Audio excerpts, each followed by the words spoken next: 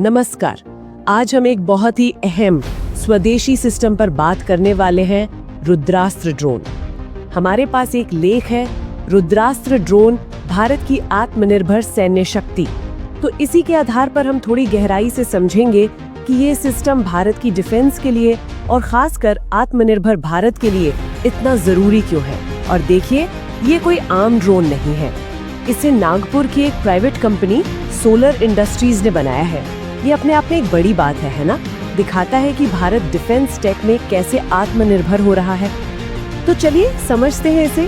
तो सबसे पहले ये रुद्रास्त्र आखिर है क्या चीज? ये एक बहुत ही एडवांस्ड मतलब भारत में बना हुआ लड़ाकू ड्रोन है। टेक्निकल भाषा में शायद इसे लॉइटरिंग म्यूनिशन कहते हैं। हाँ बिल्कुल सही, लॉइटरिंग म्यूनिशन। इसे सोलर डिफेंस एंड एरोस्पेस ने बनाया है और ये सच में आत्मनिर्भर भारत का एक बहुत अच्छा उदाहरण है। वो ये कि इसे पूरी तरह से एक कंपनी ने डेवलप किया है। ये इंडियन डिफेंस सेक्टर के लिए बहुत बड़ी बात है, क्योंकि देखिए अब तक तो ज्यादातर सरकारी कंपनियां ही ये सब करती थी। हाँ ये तो है। तो ये दिखाता है कि प्राइवेट सेक्टर भी अब हाई टेक डिफेंस सिस्टम बनाने में पूरी तरह काबिल है। इसके कई टेस्ट भी कामयाब रहे हैं और मिनिस्ट्री से शुरुआती मंजूरी भी मिल गई है। तो ये मॉडल काफी सफल रहा है। ये सिर्फ एक सिस्टम नहीं, ये दशकों से जो सरकारी दबदबा था ना, उसको एक तरह से चैलेंज करता है। इससे आगे इनोवेशन। अच्छा, ये तो हुई इसके बनने की कहानी, पर जो चीज मुझे बहुत दिलचस्प लगी वो है इसकी टेक्नोलॉजी। मैंने पढ़ा इसमें वीटोल है, मतलब वर्टिकल टेक ऑफ और लैंडिंग, और फिक्स्ड विंग भी। ये थोड़ा समझाएंगे? हाँ जरूर। ये हाइब्रिड क्षमता बहुत महत्वपूर्ण है। देखिए, वीटोल का मतलब है कि इससे उड़ने या उतरने के लिए किसी रनवे की जरूरत ही नहीं है। कोई खास तैयारी वाली जगह नहीं चाहिए। जैसे हेलीकॉप्टर। बिल्कुल, जैसे हेलीकॉप्टर सीधा ऊपर उड़ता है, कहीं भी उतर जाता है, वैसे ये भी कर सकता है। फिर हवा में जाकर ये एक फिक्स्ड विंग प्लेन की तरह तेजी से और दूर तक उड़ सकता है। तो ये इसे बहुत फ्लेक्सिबल बनाता है, खासकर मुश्किल इलाकों के लिए, पहाड़ हो या रेगिस्तान।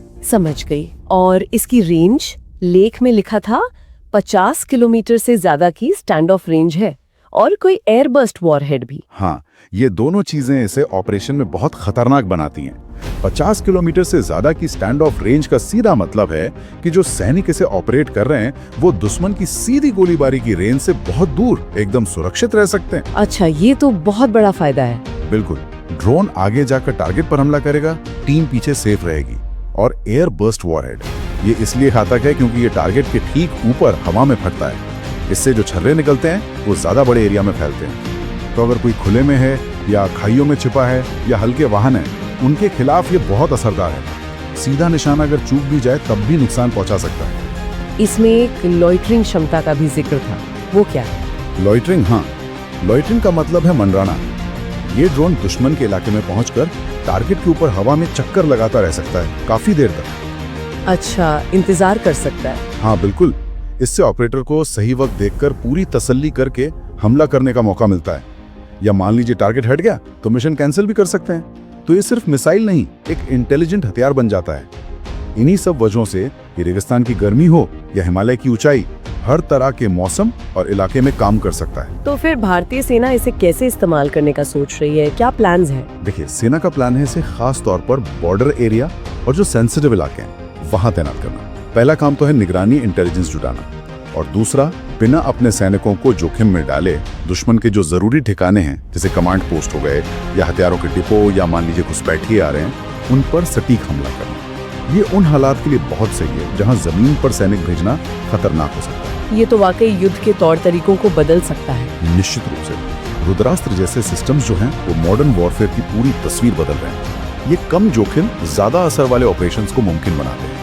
भारत इसके जरिए एक तरह से मानव रहित टेक्नोलॉजी पर आधारित युद्ध नीति की तरफ बढ़ रहा है। ये दुश्मन के उन टारगेट्स को निशाना बना सकता है जिन तक पहुंचना पहले बहुत मुश्किल था। तो इससे हमारी सामरिक ताकत तो बढ़ती है, सैनिकों की जान भी बचती है। देखिए, ये प्रोजेक्ट सिर्फ एक हथियार नहीं है, ये भारत की अपनी टेक्नोलॉजी की बढ़ती ताकत का सबूत है। सोलर इंडस्ट्रीज जैसी प्राइवेट कंपनी का इस लेवल का सिस्टम बनाना ये दिखाता है कि देश में एक मजबूत डिफेंस इकोसिस्टम बन रहा है। हाँ ये तो है। इससे भविष्य में हमें बाहर से हथियार कम खरीदने पड़ेंगे, और क्या पता आगे चलकर हम ऐसे सिस्टम्स अपने मित्र देशों को बेच भी सकें। एक्सपोर्ट पोटेंशियल भी है, तो आर्थिक फायदा भी हो सकता है। तो कुल मिलाकर हम कह सकते हैं कि रुद्रास्त्र सिर्फ एक ड्रोन या मिसाइल नहीं है, ये भारत की तकनीकी उड़ान और डिफेंस में आत्मनिर्भर बनने के इरादे का एक प्रतीक है। बिल्कुल सही कहा आपने। ये दिखाता है कि कैसे हम अपनी ही इनोवेशन से अपनी रक्षा क्षमताओं को मजबूत कर सकते हैं, देश को और सुरक्षित बना सकते हैं। और एक दिलचस्प सवाल भी खड़ा करता है। क्या? भविष्य में सोचिए, इस तरह की जो एडवांस्ड हाइब्रिड वीटोल ड्रोन टेक्नोलॉजी है, जो बिना रनवे के कहीं भी काम कर सकती है, इसका सिविलियन कामों में, जैसे मान लीजिए कोई आपदा आ गई, तो दूर दराज के इलाकों तक फौरन मदद पहुंचाने में या जरूरी सामान पहुंचाने में कितना क्रांतिकारी इस्तेमाल हो सकता है। हाँ, ये तो सोचने वाली बात है। बिल्कुल, इस पर भी विचार करना उतना ही जरूरी है।